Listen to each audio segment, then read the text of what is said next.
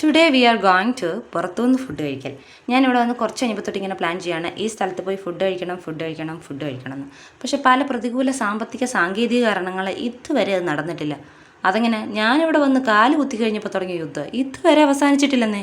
ചേടാ, ഞാനിവിടെ വരായിരുന്നു ഇവർ യുദ്ധം നടത്താൻ പോലും ഞാൻ ചിന്തിച്ചു പോയി. അതല്ലേലും അങ്ങനെ വരത്തുള്ളൂ. മൈബോസി സായികുമാർ ദിലീപിനോട് പറഞ്ഞില്ലേ, നീ ചെന്ന് കാല് കുത്തുന്നിടത്തേക്ക് ഒരു ഫബലും മുളയ്ക്കില്ലെന്ന്. ആ അവസ്ഥയാണ് പലപ്പോഴും എനിക്കുണ്ടാകുന്നത്. അതുകൊണ്ട് ഇന്ന് അതേ ദിലീപിൻ്റെ ദേപുട്ടി തന്നെ പോയി തിന്നാമെന്ന് വിചാരിച്ചു. നേരെ ദേപുട്ടിലോട്ട് ചെന്നു, അകത്ത് കയറി കൈ കഴുകി കണ്ണടിയുടെ മുന്നിൽ നോക്കി 4-5 പ്രഹസനമൊക്കെ കാണിച്ചിട്ട് നേരെ ടേബിളിൻ്റെ മുന്നിൽ ചെന്നു. അവിടെ ചെന്നപ്പോൾ ദേ ഇരിക്കുന്നൊരു പസിൽ. എന്നാൽ ആ പസിൽ നോക്കി സോൾവ് ചെയ്യാൻ നേരം ഇപ്പോൾ ചേട്ടൻ ദേ മുന്നിൽ കൊണ്ടുവന്നിട്ട് മെനു കാർഡ് വെച്ചു. ഇനി മെനു കാർഡ് നോക്കിയിട്ട് വേണം ഓർഡർ ചെയ്യാൻ. അപ്പോൾ അന്നേരം ഞാൻ കണ്ടൊരു ഫോട്ടോ കേട്ടോ, ഇത് നല്ല രസമുണ്ട് കാണാൻ അല്ലേ. എൻ്റെ തല പുകഞ്ഞിട്ടാണോ കാശിയുടെ മേട് കൊണ്ടാണോ ചേട്ടൻ കൊണ്ട് ഫുഡ് മുന്നിൽ വെച്ചു. പുറത്തിറങ്ങിയ നമ്മുടെ ചെക്കൻ ഡീസൻ്റ് ആട്ടോ, താനെ കഴിച്ചോളൂ, നമുക്ക് ഒരു ബുദ്ധിമുട്ടുമില്ല.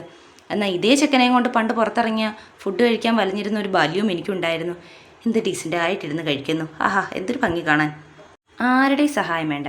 ഇത് കാണുമ്പോൾ നിങ്ങൾ വിചാരിക്കും ഞാൻ ദേ കഴിച്ചിട്ട് നല്ല അടിപൊളിയായിട്ടിരിക്കുന്നു. ഒരിക്കലും അല്ല ഗൈസ്. ഒരപ്പവും ഒരു പൊറോട്ടയും കഴിച്ചിട്ട് ഞാൻ പറഞ്ഞു ബാക്കി നിങ്ങൾ കഴിച്ചാൽ എന്നെ കൊണ്ടങ്ങ് വയ്യാന്ന്. അതല്ലെങ്കിലും എന്നെ കൊണ്ട് അത്രയൊക്കെ പറ്റത്തുള്ളൂ ഗൈസ്. ഇതിൽ കൊള്ളും തിന്നാൻ എന്നെ കൊണ്ട് പറ്റത്തില്ല. അതെന്താണോ എന്തോ, കാണുമ്പോൾ ആക്രാന്തം മാത്രമേ ഉള്ളൂ, തിന്നാൻ എന്നെ കൊണ്ട് പറ്റത്തില്ല. ഞാൻ നേരെ പിന്നെ പോയി കൈ കഴുകി കണ്ണാടിയുടെ മുന്നിൽ വീണ്ടും നോക്കി വന്നിരുന്നപ്പോൾ ദേ കൊണ്ട് തന്ന് ബില്ല്. എന്തിനാണോ എൻ്റെ കൈ കൊണ്ട് തന്നെ ഒരാവശ്യമില്ലായിരുന്നു. എന്തായാലും അത് കിട്ടി ബോധിച്ചു. ബില്ല് അടച്ചിട്ട് നേരെ ഞങ്ങൾ മുറിയിലോട്ട് പോവുകയാണ്.